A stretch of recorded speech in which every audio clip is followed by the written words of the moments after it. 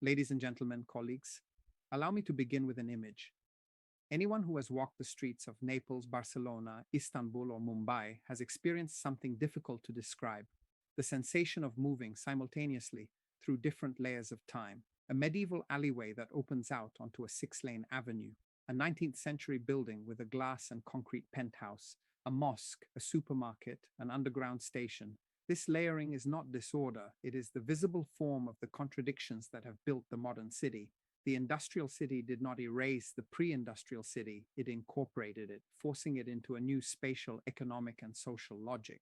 Today, we are facing a third disruption, not of steam, not of electricity and assembly lines, but of artificial intelligence.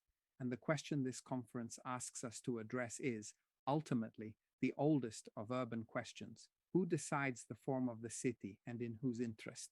This redescription takes place across at least six dimensions that intersect in a non-linear manner.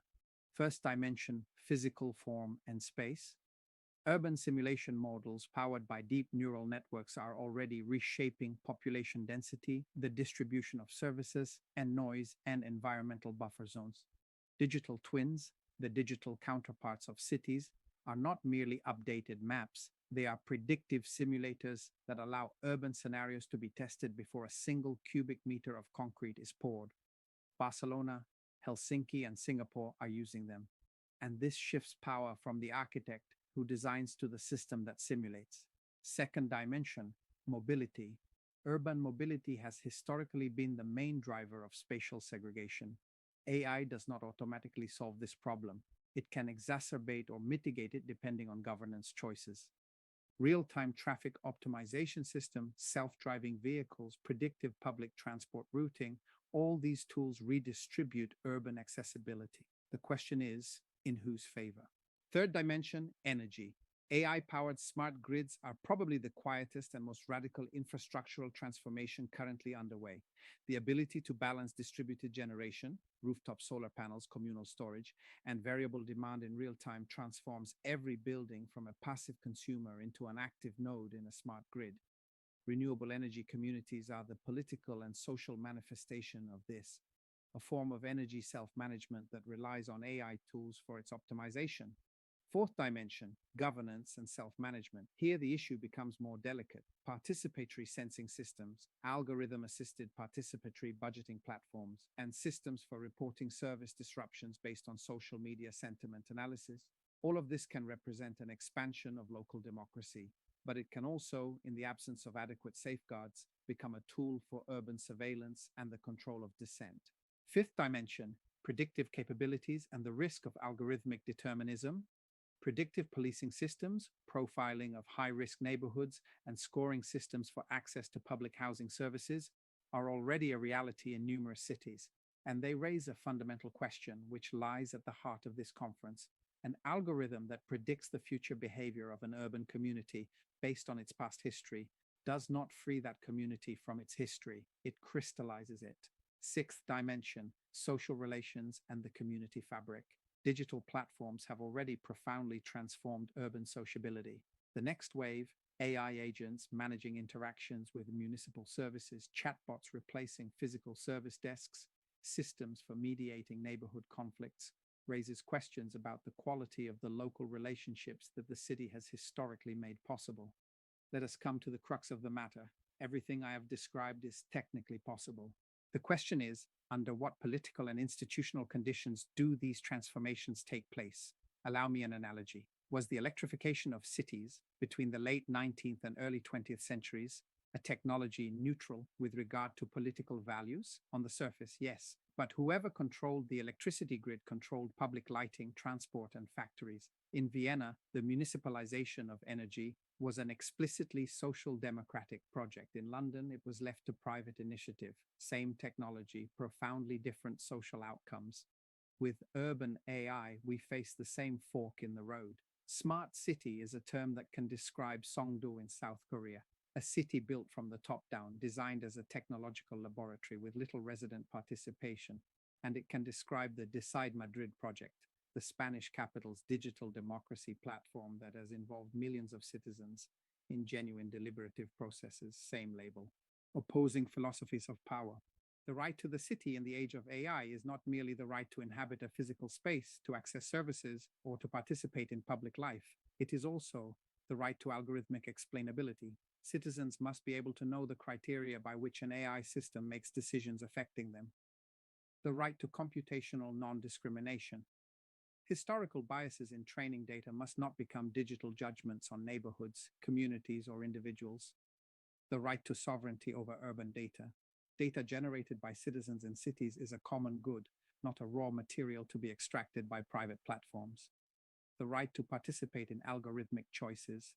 Decisions on the architecture of urban AI systems must be subject to democratic processes, not delegated exclusively to technicians and companies. It is a matter of democratic architecture. Allow me to outline three scenarios, not as deterministic predictions, but as spaces of possibility that today's political choices are already helping to bring about or avert. Scenario A, the platform city or the city of extractive exploitation.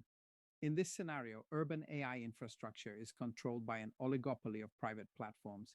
Citizens' data feeds models that optimize the platform's own profits. Local governments become dependent clients, unable to renegotiate contracts or access the systems independently. Inequalities widen, algorithmic decisions are opaque, dissent is invisible because it is filtered out before it emerges. This is the techno-authoritarian scenario, which does not necessarily require an authoritarian government. It can emerge from a formal democracy that abdicates control of digital infrastructure. Scenario B, the surveillance city or distorted institutional control. In this scenario, it is governments, even democratically elected ones, that use AI to optimize control over the urban population. China's social credit system is the extreme version of this, but more nuanced versions already exist in numerous liberal democracies. Predictive policing systems that systematically target the most vulnerable communities, profiling of immigrants, surveillance of public squares and spaces for political assembly. Scenario C, the augmented democratic city. In this scenario, AIs are public infrastructure, governed through participatory processes, transparent in their decision-making mechanisms, and subject to independent civic review. Urban data is a common good. CERs distribute energy and decision-making power. Mobility systems optimize universal accessibility, not the speed of the fortunate few. Participation in urban planning processes is mediated by AI platforms that amplify rather than replace human deliberation. This third scenario is not a utopia. It is already in fragments a reality in some cities. The problem is that it is not yet the default. What can we in concrete terms propose at this conference? 5 operational priorities, drawing inspiration from UPEAC's mandate and the EU AI Act as a regulatory starting point, imperfect but at least existing. Mandatory algorithmic audits for AI systems with high urban impact, with publication of results and mechanisms for civic challenge. Public sovereignty over urban data. Data generated in the public sphere is a collective asset and must be managed by public bodies or civic cooperatives, not handed over to private platforms. Mandatory inclusion of marginalized communities in the co-design processes of urban AI systems, because AI designed without the most vulnerable always turns against the most vulnerable. Integration of AI literacy into urban civic education curricula from school level to that of local administrators. Networks of democratic cities on AI, formats for horizontal cooperation between local administrations to share code, data, and governance practices, reducing dependence on large vendors and strengthening collective digital sovereignty. Allow me to return for a moment to the opening image. Those medieval alleyways that survived the industrial city were not destined to survive through technical inertia or sentimental nostalgia. They survived because the urban life that unfolded there, the market, the ritual, the conversation, the conflict, the solidarity, was strong enough to resist the pressure of industrial logic. The question this conference poses is, will urban democratic life be strong enough to resist the pressure of algorithmic logic? Will citizenship be robust enough not to dissolve into the usership of an intelligent system that we did not design, whose criteria we do not know, and against which we have no means of protest? The answer is neither technological nor inevitable. It is eminently political. And politics, as the history of cities teaches us, takes place in the public sphere, in open conflict, in the patient construction of institutions capable of addressing the complexity of the present. The University for Peace is here at this session because it is convinced that the right to inhabit now includes the right to inhabit the systems that inhabit us. AI is already woven into the fabric of our cities. Democracy must learn to live within it, not to suffer it. Thank you.